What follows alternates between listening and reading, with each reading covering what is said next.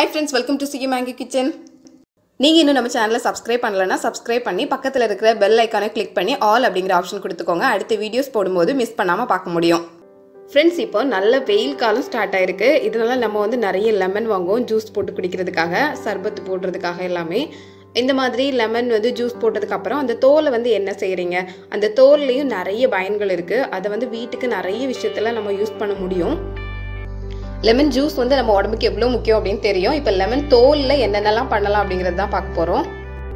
ஒவ்வொரு தடவையும் lemon use பண்ணி முடிச்சதுக்கு அப்புறமா அந்த தோல் எடுத்து ஒரு கவர்ல போட்டு ஃப்ரிட்ஜ்ல வச்சுக்கோங்க. நம்ம தேவைப்படும் போது அதை யூஸ் பண்ணிக்கலாம்.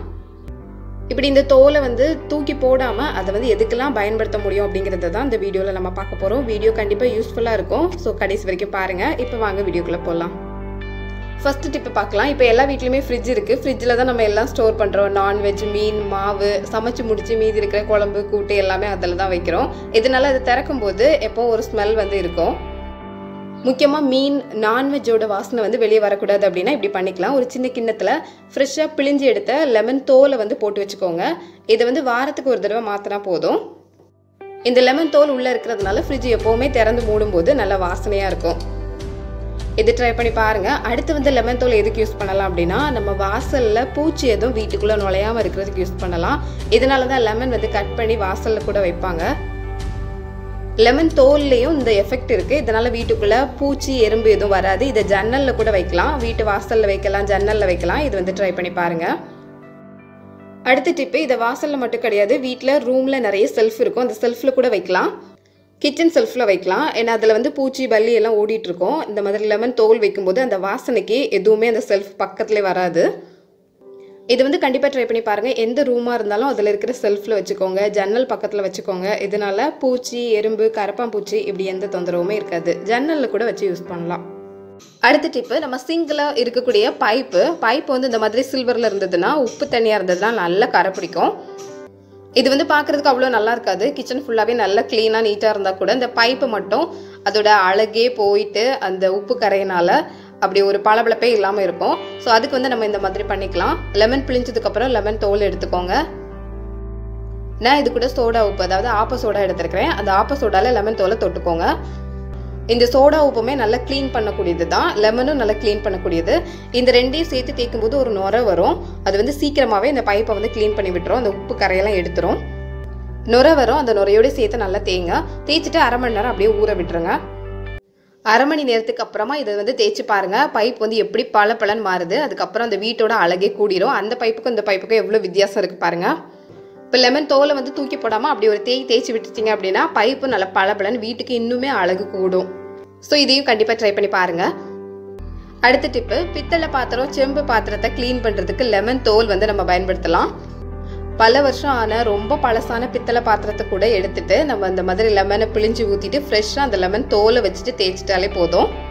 இந்த பாத்திரத்துக்குள்ளே தான் இவ்வளோ பளபளப்பு இருந்ததா அப்படின்னு நமக்கே ஆச்சரியமாகும். அந்த அளவுக்கு பளபளப்பாக மாறிடும். நான் ஒரு குங்குமச்சிமில் தான் அந்த மாதிரி தேய்ச்சிட்டு இருக்கேன். இப்படி பூஜை பாத்திரத்தை கூட நம்ம வந்து லெமன் தோலை வச்சு நல்லா தேய்க்கலாம். புதுசு மாதிரி அப்படியே மின்ன ஆரம்பிக்கும். சிரமப்பட தேவையே இல்லை, ஈஸியாக பளபளப்பாயிரும். இந்த பாத்திரம் இவ்வளோ பளபளப்பாக இருந்ததா அப்படின்னு நீங்களே ஆச்சரியப்படுவீங்க. கண்டிப்பாக ட்ரை பண்ணி பாருங்க. அடுத்த டிப் வந்து இரும்பு தோசைக்கல்லை எப்படி வந்து நம்ம க்ளீன் பண்ணுறது அப்படின்னு. அடுப்பு ஆன் பண்ணிக்கோங்க. அதில் தோசைக்கல் வச்சுக்கோங்க. சிம்மில் வச்சுக்கோங்க, கம்மி பண்ணி. ஏன்னா ரொம்ப சூடாகக்கூடாது, சூடு வந்து கம்மியாக இருக்கட்டும். அடுப்பு சிம்மில் வச்சுட்டு உப்பும் லெமன் தோலும் எடுத்துக்கோங்க. லெமன் தோலை உப்பில் தொட்டு இந்த மாதிரி தோசைக்கல்லை நல்லா க்ளீன் பண்ணலாம். இப்போ கல் சூடாக இருக்கிறதுனால நல்லா க்ளீன் ஆகி வரும். இல்லைன்னா இப்படி பண்ணலாம். தோசை எல்லாம் சுட்டு முடிச்சதுக்கு அப்புறமா அடுப்பை ஆஃப் பண்ணிட்டு அப்போ வந்து கல் நல்லா சூடாக தான் இருக்கும். அந்த டைமில் இந்த மாதிரி லெமன் தோலை உப்பில் தொட்டு நல்லா தேய்ச்சி எடுக்கலாம். தோசைக்கல்ல வந்து அந்த எண்ணெயோட கரை எல்லாமே கருப்பு கலரில் அப்படியே சுற்றி நல்லா பிடிச்சிருக்கும். அதை எடுக்கிறதுக்கு தான் நம்ம இப்படி பண்ணுறோம்.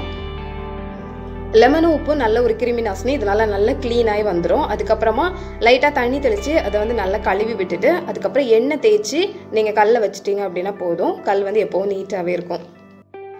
லெமனும் உப்பும் வச்சு தேய்க்கிறதுனால கல் நல்லா சுத்தமாக இருக்கும். அதே மாதிரி தோசையும் நல்லா மொறுன்னு வரும். கண்டிப்பாக ட்ரை பண்ணி பாருங்கள். சுத்தம் பண்ணதுக்கப்புறமா தோசைக்கல்ல எண்ணெய் ஊற்றி அதை தடவி வச்சிட்டிங்கன்னா போதும். அடுத்த டிப்பு, பல்லு வந்து மஞ்சளாக இருந்தது, அதாவது பல்லு சுத்தமாக தான் இருக்கும், அதனால கலர் வந்து டிம் ஆகி மஞ்சள் நிறத்தில் இருந்தது அப்படின்னா இந்த மாதிரி பண்ணலாம். லெமன் தோலை ஒரு ஜாரில் கட் பண்ணி போட்டுக்கோங்க. சின்ன சின்னதாக கட் பண்ணிவிட்டு அதை வந்து அரைச்சி எடுத்துக்கலாம். இந்த மாதிரி அரைச்சி எடுத்ததுக்கு அப்புறம் இதை வந்து பல்லுல தேய்க்க போறோம். 30 செகண்ட் போதும். லெமன் வந்து நல்லா புளிப்பா இருக்கு அப்படிங்கிறதுனால நமக்கு பல்லு கூசும். அதனால 30 செகண்ட்லேயே அது வந்து நல்லா பளபளன்னு வெள்ளையா மாறிடும். இது வந்து கண்டிப்பா ட்ரை பண்ணி பாருங்க, நல்ல ரிசல்ட் கிடைக்கும். மஞ்சளா இருக்கிற பல்லு வந்து நல்ல வெள்ளு வெள்ளுன்னு மாறி போகும். அடுத்த டிப்பு, இப்போ நம்ம அரைச்சி வச்சிருக்கிற இந்த லெமன் தோலை வந்து இன்னொரு விஷயத்துக்காக பயன்படுத்தலாம். சுட சுட தண்ணி எடுத்துக்கோங்க. அதுக்குள்ள 1லேருந்து 2 ஸ்பூன் அளவுக்கு இந்த லெமன் தோல் அரைச்சி வச்சிருக்கணும்ல, அதை போட்டுக்கோங்க. இப்போ இதில் நம்ம பல் தேய்க்கக்கூடிய ப்ரஷ்ஷை போட்டு வச்சுக்கலாம். இது ஒரு அரை மணி நேரம் இந்த மாதிரி ஊறலாம்.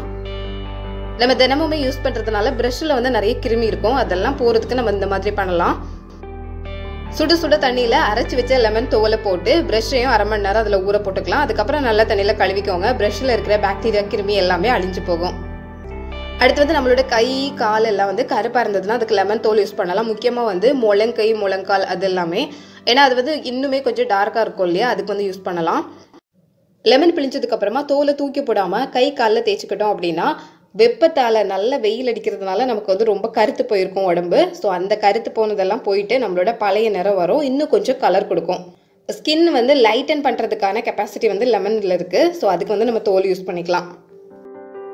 அடுத்த டிப்பு பார்க்கலாம். இப்போ நம்ம மீன் சமைச்சிருக்கோம், நான்வெஜ் எல்லாம் எடுத்தோம் அப்படின்னா அந்த பாத்திரம் நம்ம நல்லா தேய்ச்சிருப்போம், இருந்தாலும் அதில் வந்து கொஞ்சம் அந்த ஸ்மெல் வந்துட்டு இருந்தது அப்படின்னா அதுக்கு வந்து இப்படி பண்ணலாம். லெமன் தோலை வந்து நம்ம வீணாக்காமல் அந்த பாத்திரத்தில் நல்லா தேய்ச்சிட்டு அதுக்கப்புறம் ஒரு தடவை கழுவிட்டோம் அப்படின்னா போதும், நல்ல லெமன் வாசம் வந்து வர ஆரம்பிக்கும். முக்கியமாக அந்த பேட் ஸ்மெல், மீனோட ஸ்மெல், அப்புறம் நான்வெஜ்ஜோட ஸ்மெல் எதுவும் அந்த பாத்திரத்தில் இருக்காது. இது வந்து கண்டிப்பாக ட்ரை பண்ணி பாருங்கள். அடுத்து வந்து நம்ம இட்லி பாத்திரத்தில் இட்லி அவிக்கும் போது வந்து அடியில் இந்த மாதிரி தண்ணி வந்து அப்படியே பிடிச்சிக்கும், அந்த கரை பிடிக்கிற மாதிரி. அதுக்கு வந்து இப்படி பண்ணிக்கலாம்.